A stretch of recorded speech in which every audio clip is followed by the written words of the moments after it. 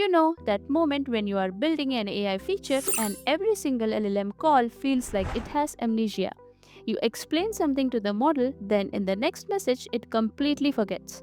So you start hacking. You start passing long histories, bolting on a vector DB, juggling embeddings, and maintaining schemas. And suddenly, what should have been a simple feature becomes a mini backend project.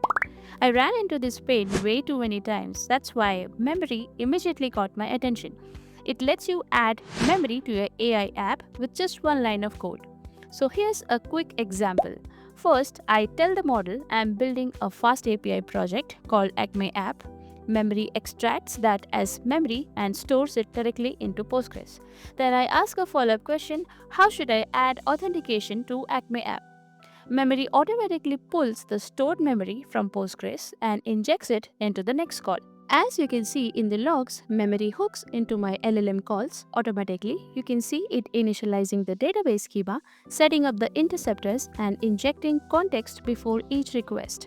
The first LLM message is recorded as memory, and in the second call, memory pulls that history back and enriches the prompt automatically. And all of this happens without me writing any extra code, just memory.enable.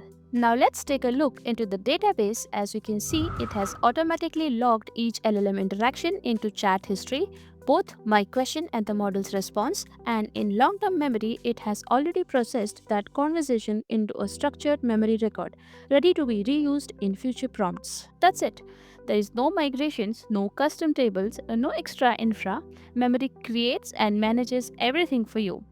And the best part, it works with the databases you already use, that is Postgres, SQLite, MySQL, whatever powers your app today. Memory just sits on top of it.